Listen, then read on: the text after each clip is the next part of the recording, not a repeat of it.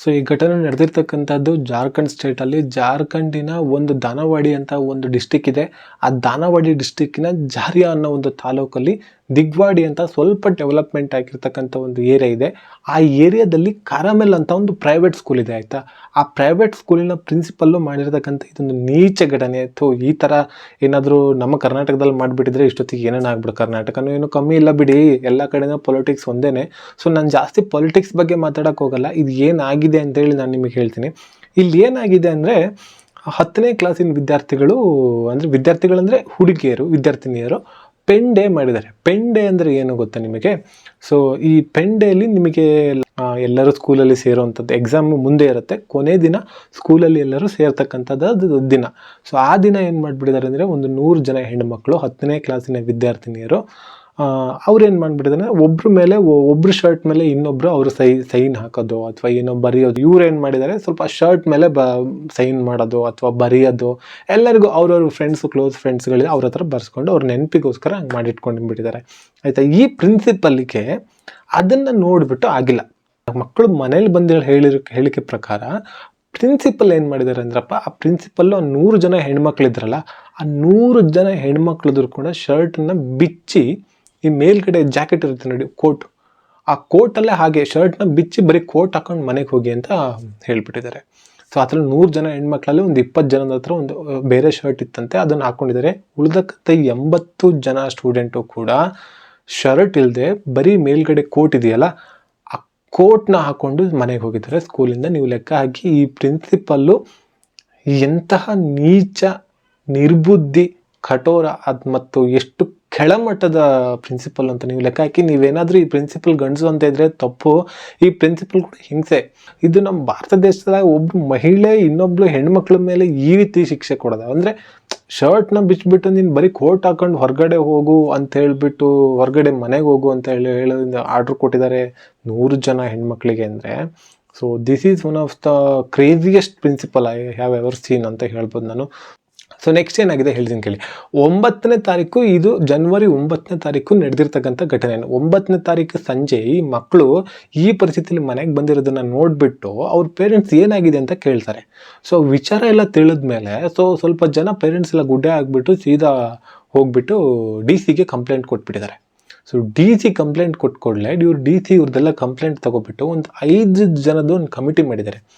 ಯಾರ್ಯಾರಪ್ಪ ಅಂದರೆ sub divisional magistrate, ಅದಾದಮೇಲೆ district education officer, ಆಮೇಲೆ ಡಿಸ್ಟಿಕ್ ಸೋಷಿಯಲ್ ವೆಲ್ಫೇರ್ ಆಫೀಸರು, ಆಮೇಲೆ ಸಬ್ ಡಿವಿಷನಲ್ ಪೊಲೀಸ್ ಆಫೀಸರು, ಆಮೇಲೆ ಆ ಪ್ಲೇಸು ಯಾವ ಪೊಲೀಸ್ ಸ್ಟೇಷನಿಗೆ ಅಂಡರಲ್ಲಿ ಬರುತ್ತಲ್ವ ಆ ಪೊಲೀಸ್ ಸ್ಟೇಷನಿಂದ ಆಫೀಸರ್ ಇನ್ಚಾರ್ಜನ್ನ ಸೇರಿಬಿಟ್ಟು ಈ 5 ಜನನ ಸೇರಿಸ್ಬಿಟ್ಟು ಒಂದು ಗ್ರೂಪ್ ಮಾಡಿಬಿಟ್ಟು ನೀವು ಹೋಗಿ ಏನಾಗಿದೆ ರಿಪೋರ್ಟ್ ಕೊಡಿ ಅಂತೇಳಿ ಹೇಳ್ಬಿಡ್ತಾರೆ. ಇವರೇನು ಮಾಡ್ತಾರೆ, ಗುರುವಾರ 9ನೇ ತಾರೀಕು ಆಗಿರ್ತಕ್ಕಂಥದ್ದು, ಶುಕ್ರವಾರ, ಶನಿವಾರ, ಭಾನುವಾರ 3 ದಿನ ರಜೆ ಫುಲ್ಲು ಕ್ಲೋಸ್ ಆಗಿದೆ ಆಯಿತಾ. ಅದಾದ ನಂತರ ಸೋಮವಾರ ಇವ್ರು ಹೋಗ್ಬಿಟ್ಟು ಪ್ರಿನ್ಸಿಪಲ್ ಆಫೀಸ್ನ ಸೀಲ್ ಮಾಡಿಬಿಡ್ತಾರೆ. ಯಾರು ಕೂಡ ಟ್ಯಾಂಪರಿಂಗ್ ಮಾಡಬಾರ್ದು ಅಂತ ಸೀಲ್ ಮಾಡ್ತಾರೆ.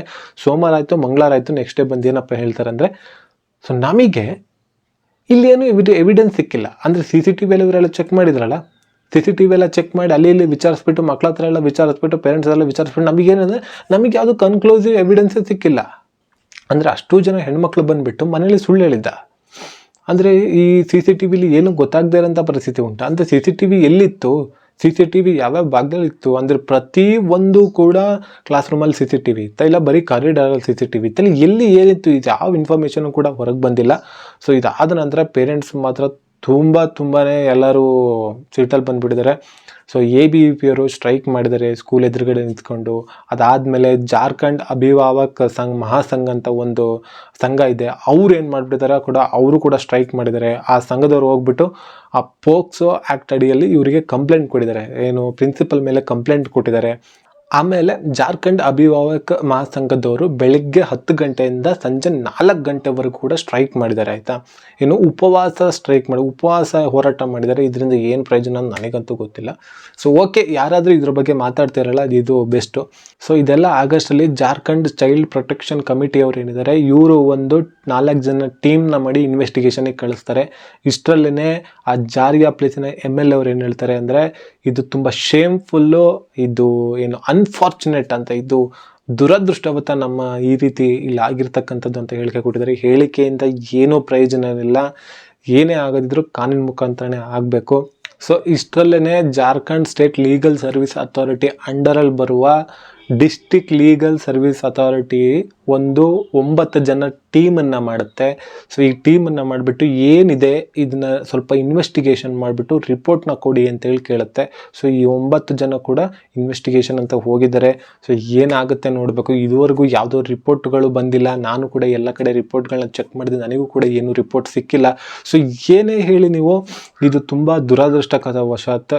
ಸೊ ಇಷ್ಟರಲ್ಲೇ ಒಬ್ಬರು ಪೇರೆಂಟ್ಸ್ ಅನಿಲ್ ಕುಮಾರ್ ಜೈನ್ ಅನ್ನೋರು ಸೀದಾ ಗವರ್ನರಿಗೆ ಲೆಟ್ರ್ ಬರೆದಿದ್ದಾರೆ. ಎಲ್ಲಿವರೆಗೂ ಚೈಲ್ಡ್ ವೆಲ್ಫೇರ್ ಕಮಿಟಿ ಮತ್ತು ಡಿಸ್ಟಿಕ್ ಲೀಗಲ್ ಸರ್ವಿಸ್ ಅಥಾರಿಟಿಯವರು ರಿಪೋರ್ಟ್ ಕೊಡೋದಿಲ್ವೋ ಅಲ್ಲಿವರೆಗೂ ಕೂಡ ಈ ಪ್ರಿನ್ಸಿಪಲ್ನ ಆ್ಯಸ್ ಎ ಪ್ರಿನ್ಸಿಪಲ್ ಆಗಿ ಕಂಟಿನ್ಯೂ ಮಾಡಬೇಡಿ ಅಂತೇಳಿ ಒಂದು ರಿಕ್ವೆಸ್ಟ್ ಮಾಡ್ಕೊಂಡಿದ್ದಾರೆ. ಸೊ ಅದಾದ ನಂತರ ಈ ಸ್ಕೂಲ್ ಬೋರ್ಡ್ ಆಫ್ ಮೆಂಬರ್ಸ್ಗಳೇನಿದಾರಲ್ವ, ಈ ಸ್ಕೂಲಿಂದು ಮ್ಯಾನೇಜ್ಮೆಂಟ್ ಏನಿದೆ, ಸೊ ಈ ಸ್ಕೂಲ್ ಮ್ಯಾನೇಜ್ಮೆಂಟು ಪ್ರಿನ್ಸಿಪಲ್ನ ಎಲ್ಲ ರೆಸ್ಪಾನ್ಸಿಬಿಲಿಟಿಗಳಿಂದನೂ ದೂರ ಇಟ್ಟಿದೆ.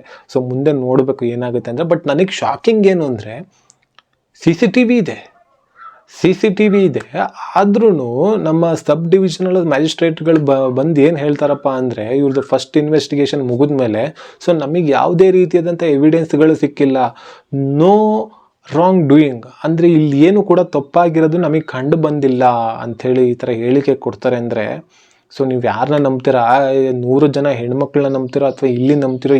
ಏನಾಗಿದೆ ಕತೆ ನಿಜವಾಗ್ಲೂ ಗೊತ್ತಿಲ್ಲ. ಸೊ ಈ ಕೇಸಲ್ಲೂ ಏನಾದರೂ ಏನೇನಾಗಿದೆಯೋ ದೇವರಿಗೆ ಗೊತ್ತು. ಸೊ ಇಂಥ ಕೇಸಲ್ಲೂ ನಮ್ಮ ಭಾರತದಲ್ಲಿ ನಡೀತಿದೆ ಅನ್ನೋದು ನಮಗೊಂದು ನಿಜವಾಗ್ಲೂ ನಾಚಿಕೆಗೇಡಿನ ಪ್ರಸಂಗ ಅಂತಲೇ ಹೇಳ್ಬೋದು.